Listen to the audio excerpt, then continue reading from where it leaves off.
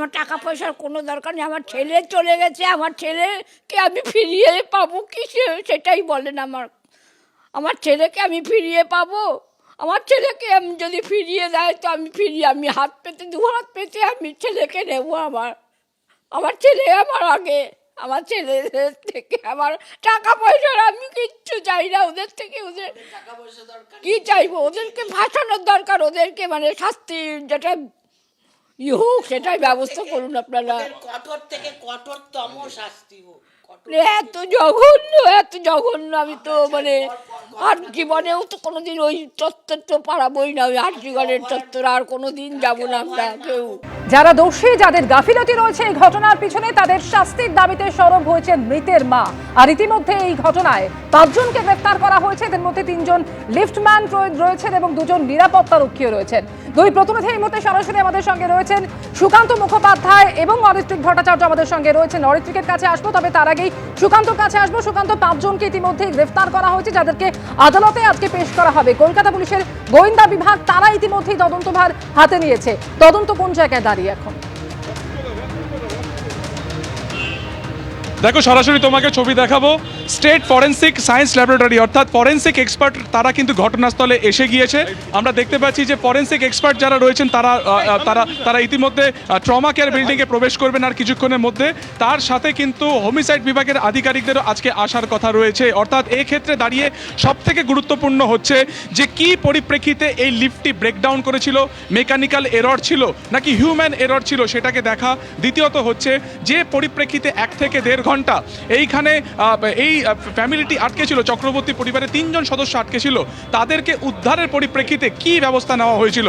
এবং ইতিমধ্যে postmortem report যেটি সামনে এসেছে তাতে কিন্তু পরিষ্কার যে পলিট্রমাটিক অর্থাৎ ভেতরের দিকে সমস্ত কিছু কার্যত একেবারে ক্রাশ হয়ে গিয়েছিল, ভেঙে গিয়েছিল, রিবস ভেঙে গিয়েছিল। ফলত কি পরিপ্রেক্ষিতে এই একেবারে ভদ্রলোকের মৃত্যু হয়েছিল সেটা কিন্তু জানা দরকার। অরূপ বন্দ্যোপাধ্যায়ের মৃত্যু হয়েছিল সেটা জানা দরকার। এবং সেই পোস্টমর্টেম রিপোর্ট অনুসারে এই মুহূর্তে ঘটনাস্থল মানে একেবারে পরিদর্শন করতে এলেন কিন্তু ফরেন্সিক এক্সপার্টরা। সেখান থেকে তারা নমুনা সংগ্রহ করবেন। এই যে ট্রমা কেয়ার সেন্টার যে বিল্ডিং তুমি দেখতে পাচ্ছ, মোট 3টি লিফট।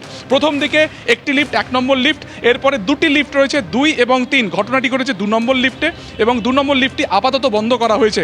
ইতিমধ্যে তদন্তকারীরা জানতে পেরেছেন যে এই লিফটটি কিন্তু অর্থাৎ 2 নম্বর লিফটটি কিন্তু ঘটনার আগে শেষ 2 দিন ধরে কিন্তু সেটা প্রবলেমেটিক ছিল, সমস্যা জর্জরিত ছিল। তাহলে প্রশ্ন হচ্ছে যে কেন সে লিফটটিকে পুরোপুরি বন্ধ করে বা সাসপেন্ড করে সেটাকে সার্ভিসিং করা গেল না। দ্বিতীয়ত হচ্ছে ঘটনার পরে বেসমেন্টে যখন পরিবারটি আটকে ছিল, ওপরে সেই ঘাতক লিফট ছিল, তখন তাদেরকে বার করা কেন গেল না। এবং সেইখানে যে চাবি থাকে অর্থাৎ ঠিক লিফটের বাইরে যে গ্রিল থাকে সেখানে যে তালা চাবি থাকে, সেই তালা চাবি কার কাছে ছিল, তার ডুপ্লিকেট চাবি আদৌ কারো কাছে ছিল কিনা।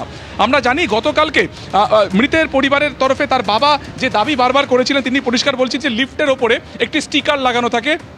যে স্টিকারটি এই মুহূর্তে আমাদের হাতে আছে, কি রয়েছে সেই স্টিকারে বলবো PWD electrical for lift emergency. সেখানে 3টি নাম্বার রয়েছে, যার মধ্যে সুপারভাইজারের 2টি নাম্বার রয়েছে এবং ম্যানেজারের 1টি নাম্বার রয়েছে।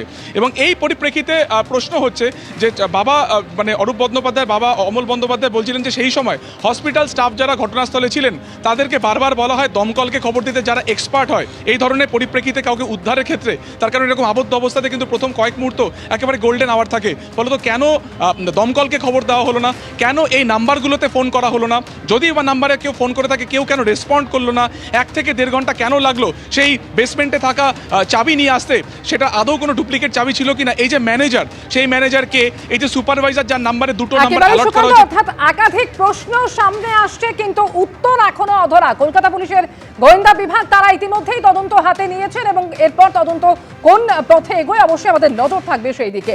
মৃত অরূপ বন্দ্যোপাধ্যায়ের বাবা ঠিক কি অভিযোগ করেছেন শোনাবো। আর যারা লিফটম্যান তারা আশেপাশে দেখা যায় না, আমি চিনতাম না তারা ছিল কিনা। আমি বলি লিফটম্যান কোথায়, ওখানে লেখা আছে যে লিফটম্যানের নাম্বার দেওয়া আছে, ওই লিফট সুপারভাইজারের নাম্বার দেওয়া আছে। তাই আমি বললাম টেলিফোন করুন, পুলিশকে বলছি আপনার টেলিফোন করুন, কি একটা প্রবলেম হচ্ছে। আর একটা বাচ্চা নিয়ে 3 জনে ওখানে আটকে রয়েছে লিফটে।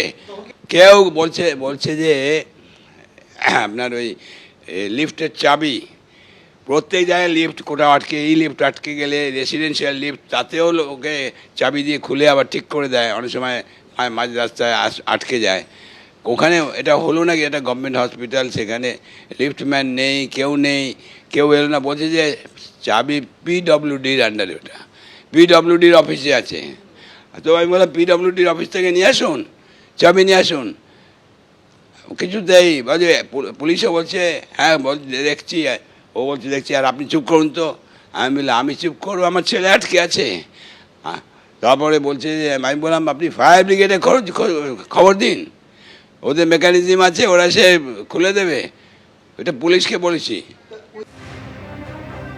আর একবার কথা বলে নেব, সুকান্ত মুখোপাধ্যায় সরাসরি আমাদের সঙ্গে রয়েছেন। সুকান্ত, কিছুক্ষণ আগেই তুমি দেখাচ্ছিলে যে ফরেন্সিক আধিকারিকরা তারা ইতিমধ্যেই সেখানে পৌঁছে গিয়েছেন, কোন কোন দিকগুলি তারা এই মুহূর্তে খতিয়ে দেখছেন?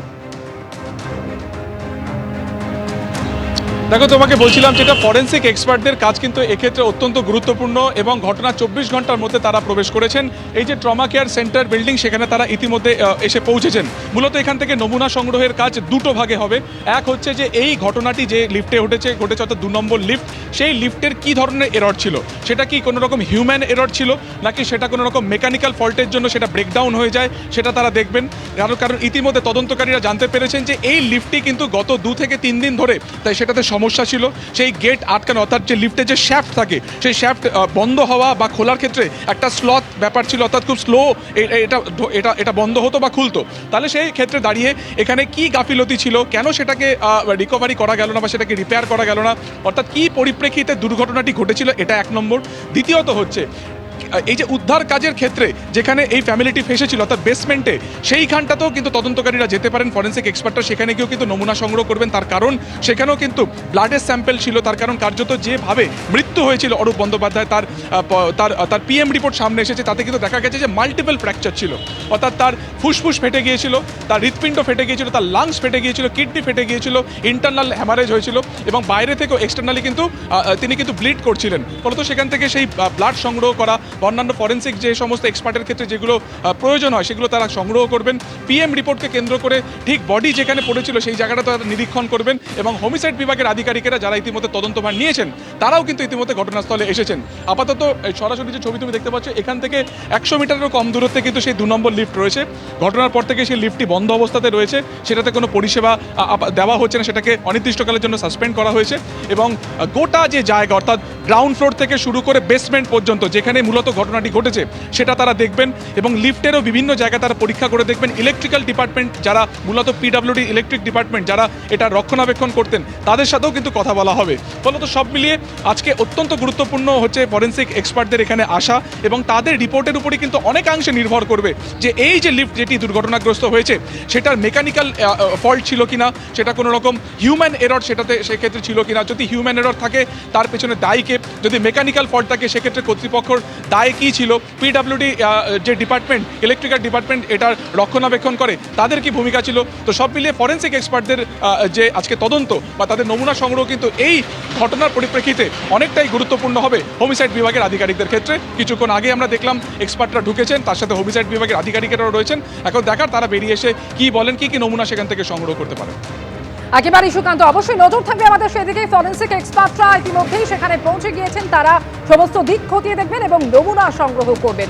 চিকিৎসক তমনাশ চৌধুরী কি বলছেন আজিকরের এই ঘটনায়, শোনাব। গতকালের এই মর্মান্তিক ঘটনা আবার প্রমাণ করলো যে আমাদের সরকারি হাসপাতালের অভ্যন্তরে একজন চিকিৎসা করতে আসা মানুষের কতটুকু নিরাপত্তা নেই। আমাদের অনেক কাগজ জমা পড়েছে, অনেক এসওপি ঘোষণা হয়েছে, কিন্তু কার্যক্ষেত্রে দেখা যাচ্ছে যে এক একটি হাসপাতালের একটি লিফট, তার একটি বেসমেন্ট বা তার একটি সিঁড়ি, এগুলির চাবি কে থাকবেন, কে দায়িত্বে থাকবেন, কোনো দেখভালের ব্যবস্থা নেই। এই গাফিলতি দায়িত্ব স্বীকার করতে হবে স্বাস্থ্য দপ্তরকে, এবং আমরা এই দাবি করছি যে তদন্ত করে চূড়ান্ত শাস্তির ব্যবস্থা করতে হবে। এরকম একজন মানুষের, নিরীহ মানুষের প্রাণ যাবে, বেঘরে প্রাণ যাবে, তাকে সময় মতো উদ্ধার করা যাবে না, তাকে তার জীবন, হাসপাতাল তো জীবন দেবার জায়গা, সেখানে হাসপাতালে গিয়ে মানুষের জীবন চলে যাবে, এটা তো মেনে নেওয়া যায় না। কোথায় আছি আমরা? এবিপি আনন্দ এগিয়ে থাকে, এগিয়ে রাখে।